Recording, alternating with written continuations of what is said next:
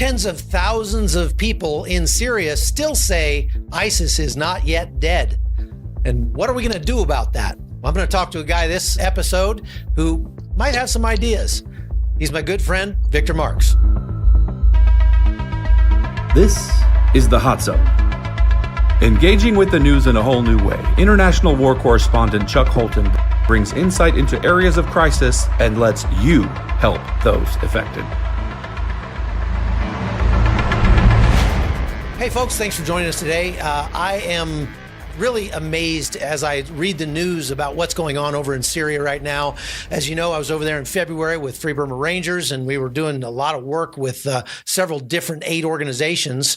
And what we find now is that there are 72,000 women and children in one refugee camp in Rojava. And most of those women are diehard ISIS supporters. And they're saying ISIS is going to make a resurgence over there.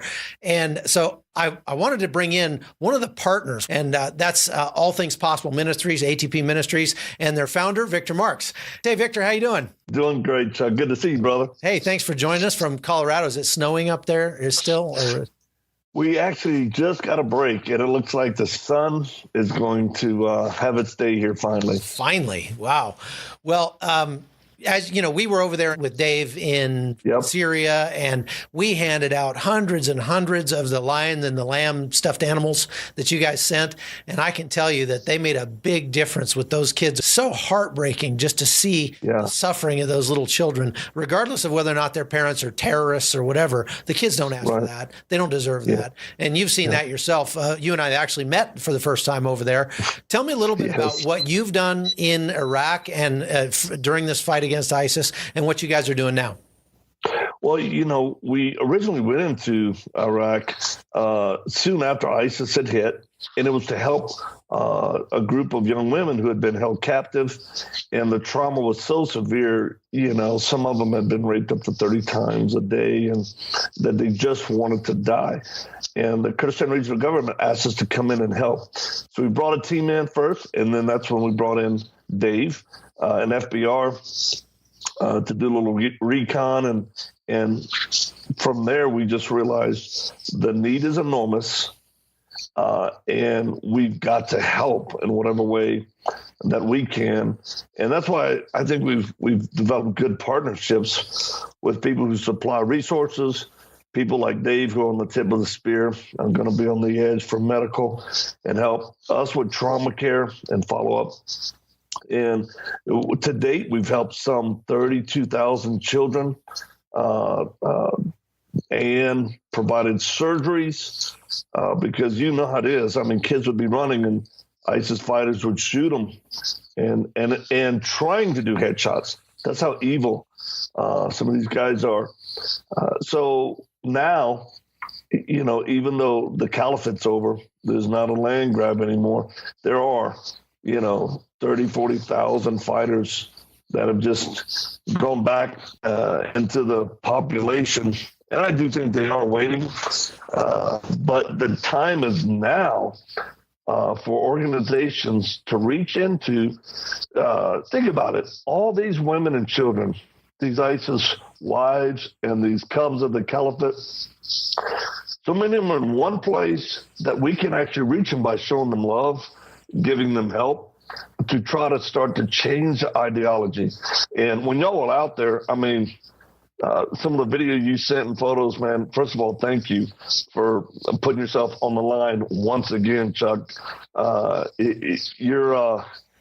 You're far more than a reporter, man. You're a warrior, and we so appreciate you.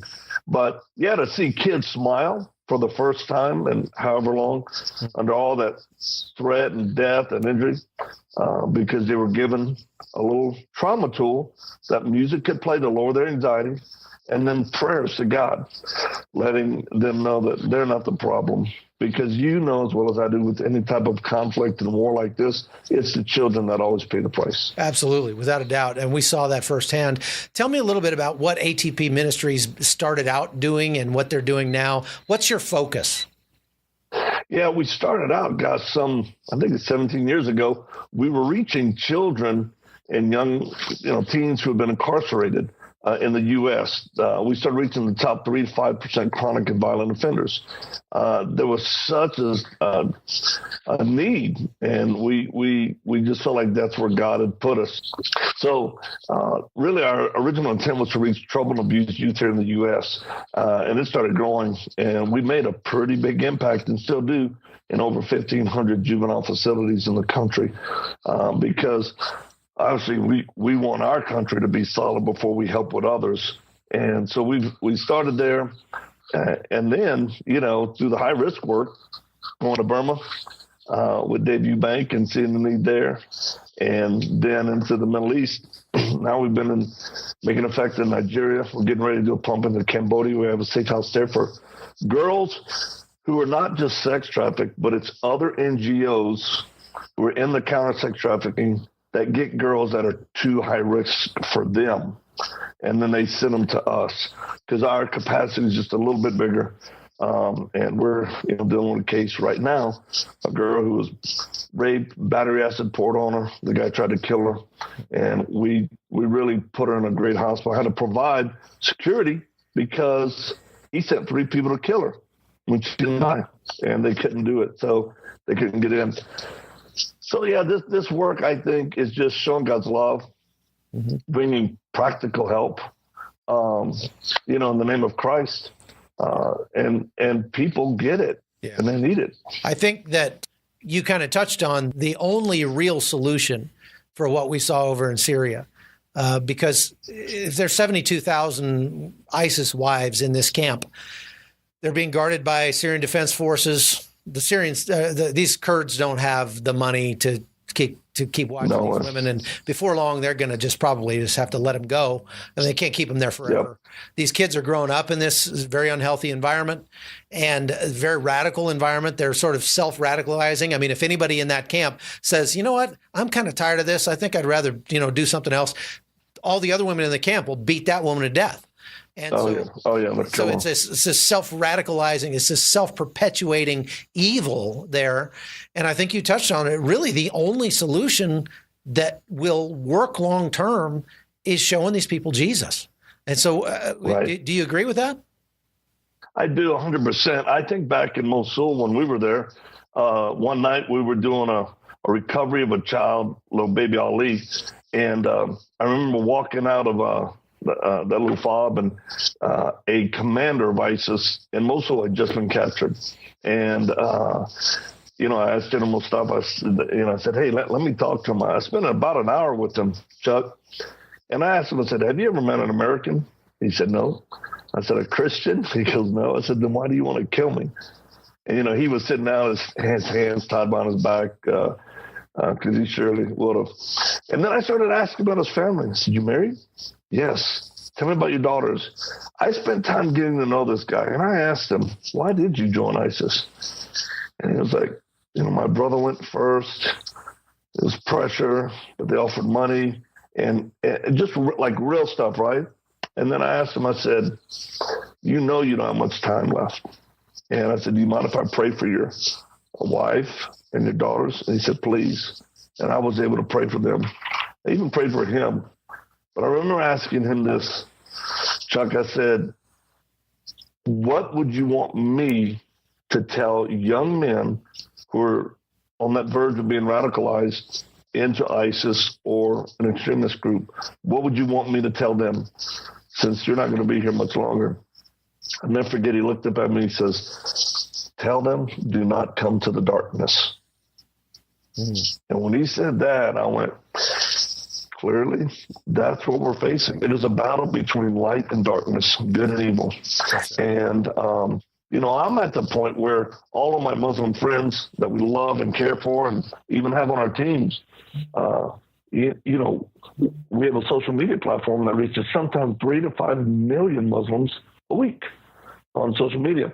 And one of my questions that I want to present is it worth it to the moderate Muslim to allow us to present the gospel to known radical ISIS extremists, if that would change their behavior, from a heart transformation point, So I'm very interested to see what's going to be the result of that ask, because, Yeah, we are seeing, when I was over there this time, I got there a few days early before Dave and his crew, and I got a chance to go to church in Erbil, and I was amazed at how many former Muslims were there at the church service. And what a lot of them told me as I talked to them is the reason I became a Christian is because I was a very devout Muslim until ISIS came along. And when I saw how brutal they were, I just couldn't stomach it. I couldn't take it. And I had to find something different. So I think that there are a lot of Muslims that are kind of looking at that and going, yeah, I don't want to be a part of that. I mean, anybody with any shred of humanity in their heart doesn't. As you said, most of those people have not met an American.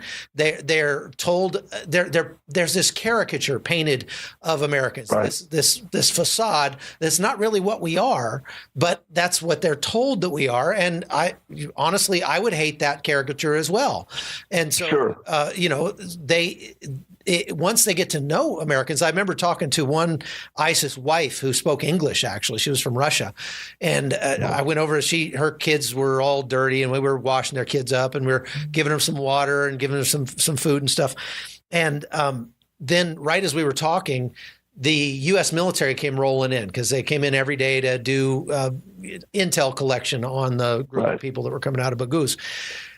She started shaking, and she said, oh no, here they come. Oh no. And I said, what's the matter? And she said, those are the Americans. They're going to rape us. They're going to torture us. They're going to hurt. And I said, who told you that?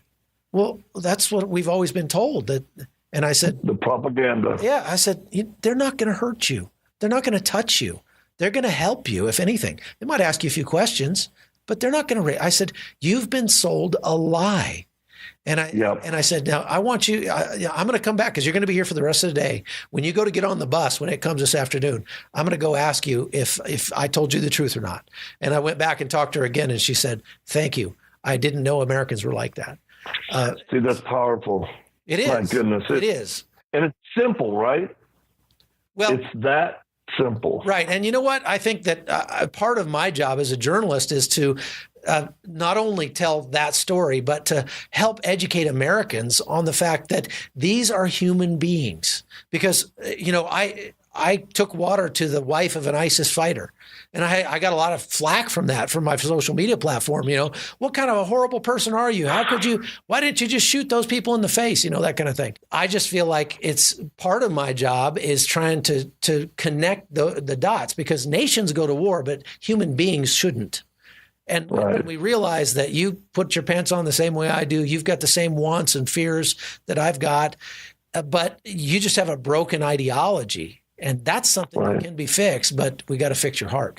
Anyway, tell me about what your plans are for the future. You said you're going to Cambodia. Have you got plans for any other places, or what's on your radar? We do. Right now, we're prepping for Cambodia, then Iraq, and then Syria. And we're actually going to be going back to the camp that you were at, providing a lot of resources because the need's so great. It is. And we're hoping that, this next wave of, just like you, they're seeing Americans, they're seeing Christians show love and care for them, that it will continue the process. And of course, just like you and them, social media, it's huge. So we'll be sharing things on our Arab platforms and trying to humanize and give some of them who've been radicalized a chance to turn, because oftentimes they don't feel like they have an out, just like you said. And what we know to be for certain is that if we don't step up, we collectively as groups, NGOs, Christians, even governments, to help reach this next generation, these kids, it will be ISIS 5.0 because of what they're under. And also victims of ISIS that are still living in refugee camps, that have had their life ripped and torn and their cities destroyed. Those young people are angry, and they have a right to be. So we have got to we've got a full throttle trying to show love, give resources, have some geopolitical solutions in some of those regions to help rebuild and hold people accountable for the evil that they've done, because some people need to be shot. There's no doubt about it. But on mass scale, if killing solved the problem, we'd kill a lot, but it doesn't. Yeah, we would have solved the problem a long time ago. If that was a long time ago. Yeah, that's right. Well, one of the things I appreciate so much about ATP is just that you are so generous with your fundraising, with your time, with your resources, and with your energy in order to just get the job done. And it doesn't have to be all about Victor Marx. It doesn't have to be all about ATP. And you guys have done so much good for so many people, and so often you've done it in the background where nobody else can see. So I really want to thank you for that. And that is the kind of resource we need more of. If we have more resources in the hands of people like you, that we wouldn't need to pay so many taxes, so that the government could try to do it, because the government is never going to do as good a job as people like we can do. These parallel structures of government, meaning the NGOs, the ministries, are always going to be far more effective than governments in trying to fix these problems. Government's really good at messing things up. That's why we give them the military, because the military's job is to go mess things up.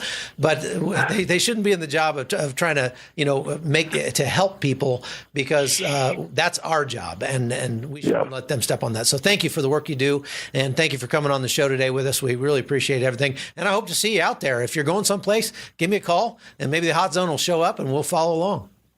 You bet. Thank you, Chuck. Appreciate you, brother. All right, man. We'll see you. The Hot Zone is produced by Amy Holton and Livefire Media. Copyright 2019.